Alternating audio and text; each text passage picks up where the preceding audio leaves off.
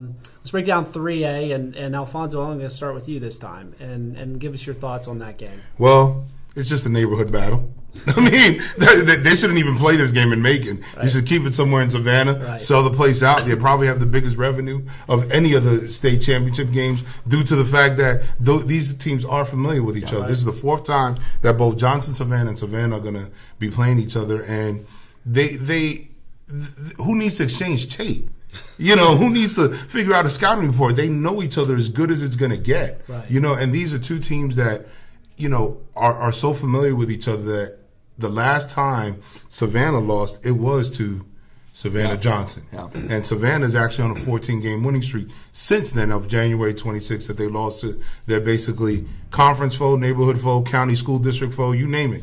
They've been in that battle. So it is going to be interesting with that game. But Savannah's a different team. Their top player, Chris Coakley, went down to a terrible concussion last time they played, or a game before.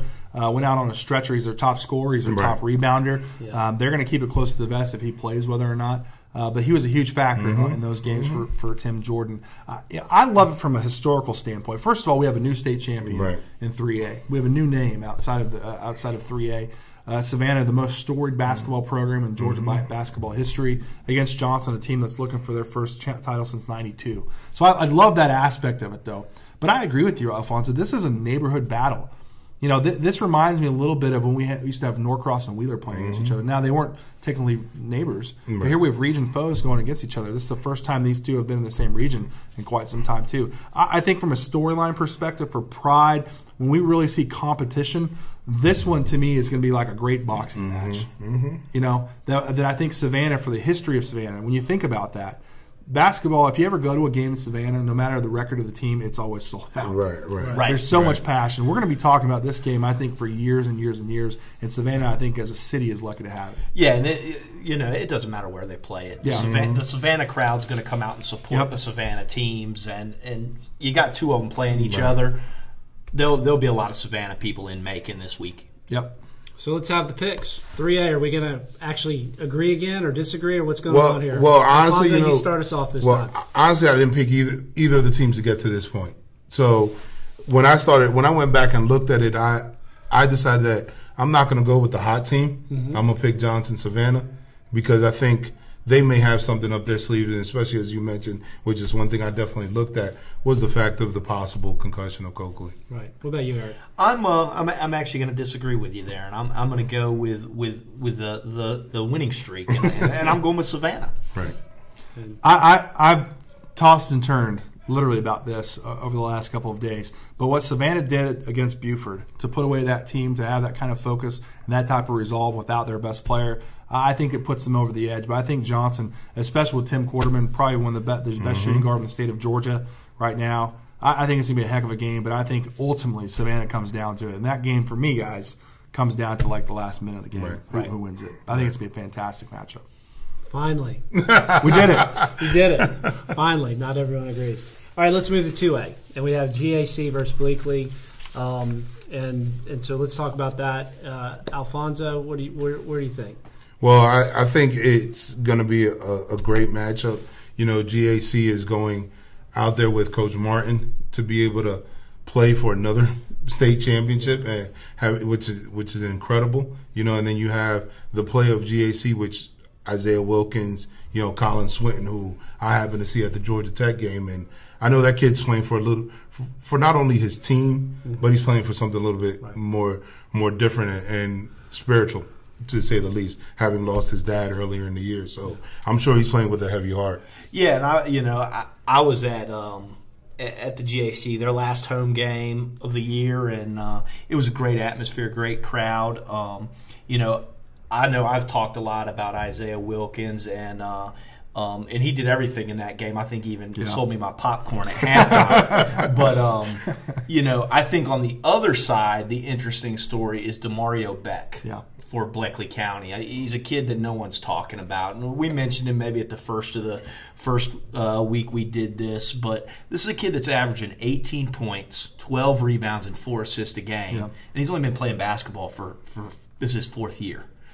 So he's a kid that was cut from his middle school team, but he's grown. He's 6'6", and he kind of does a little bit of everything for Bleckley County. And so it's going to be just interesting to see him match up with Isaiah Wilkins, because Isaiah Wilkins does so much for GAC. Right. So it's going to be a good matchup there. When I've talked to college coaches over the last 3 weeks, I don't know if there's a hotter name amongst them than Isaiah Wilkins. He had an incredible triple-double earlier in the rounds. But to me, the storyline has always been this with Eddie Martin's club.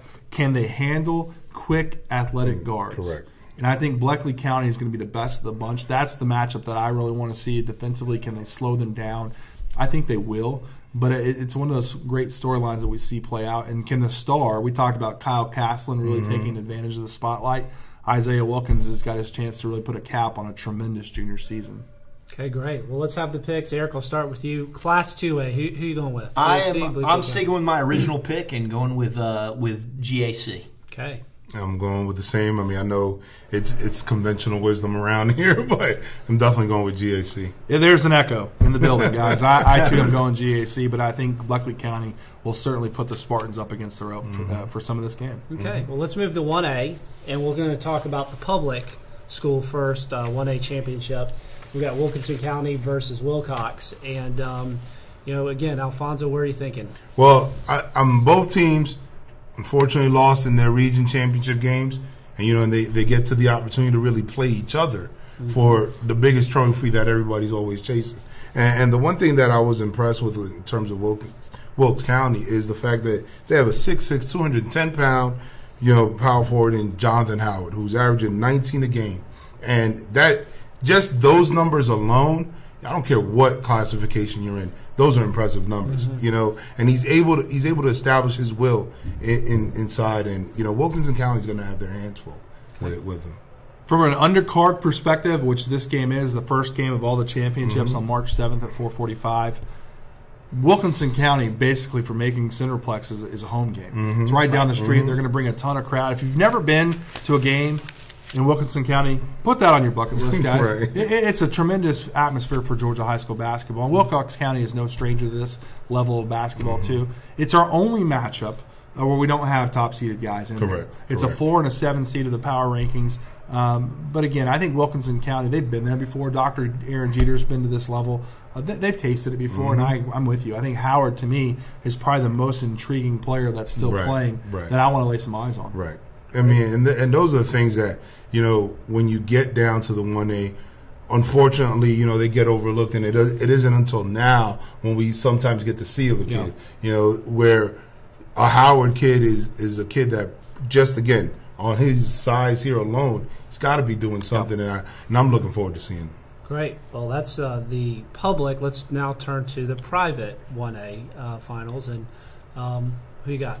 This right here is going to be a great game, between a physically big, strong, relatively athletic Green Forest team versus the young, hungry pups at St. Francis. And this is just a battle of two programs that are, first of all, as you mentioned, the power rankings got it correct because that's how they were seeded. Yep.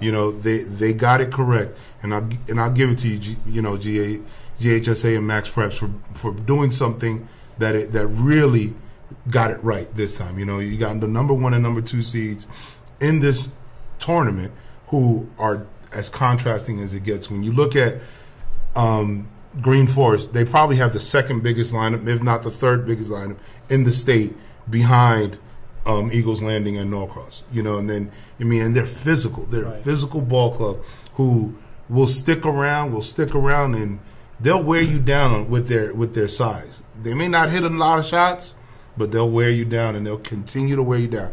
Then you have the young pups in St. Francis. You got Kobe Simmons, you got Kaiser Gates, Malik, all these guys that they don't care.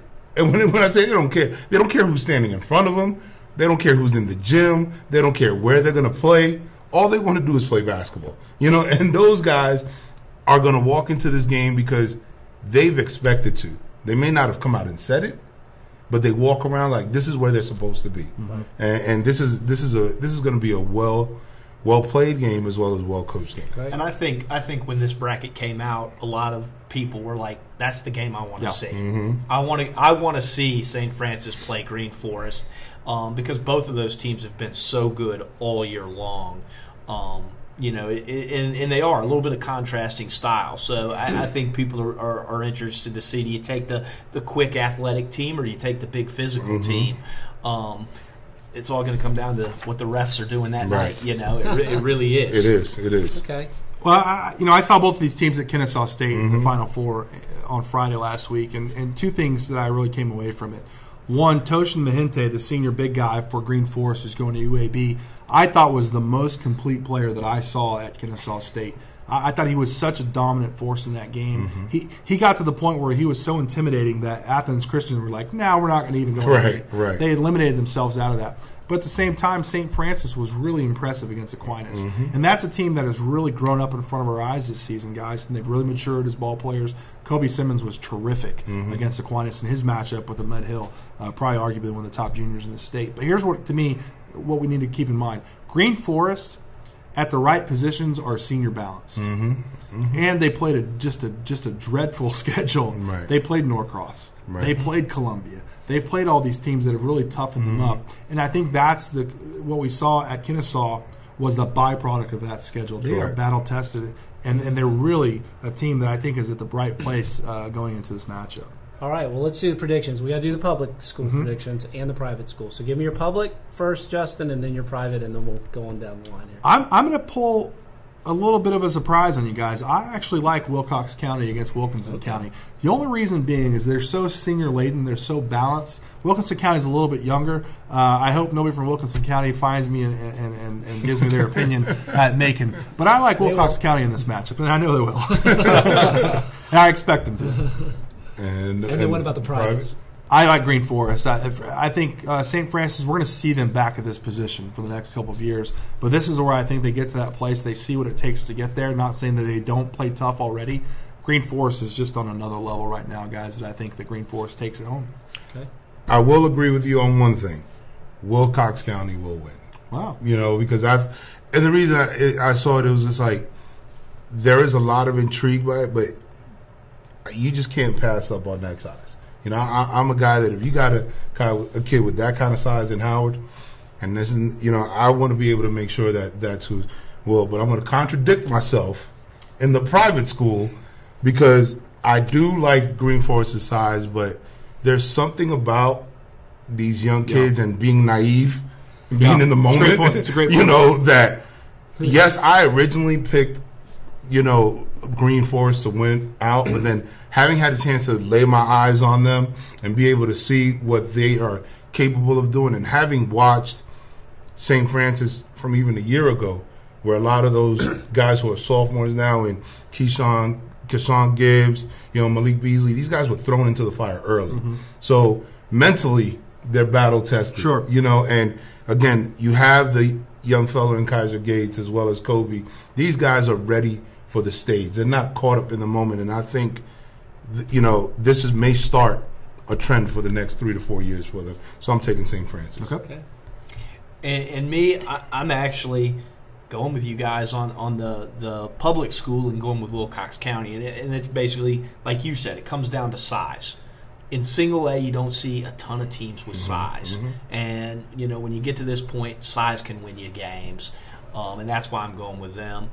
On the private side, going with Green Forest, and I think that goes back to they've played a schedule this year that sets them up for this weekend. You know, they've seen anybody and everybody out there, so I think Green Forest gets it done. Well, that wraps it up. We look forward to seeing you all in Macon. We've really enjoyed being able to do these shows, and we look forward to doing it again next year. I'm signing off for Mike Eddy, Justin Young, Robert Alfonso, and Eric Ellington, and we'll see you in Macon.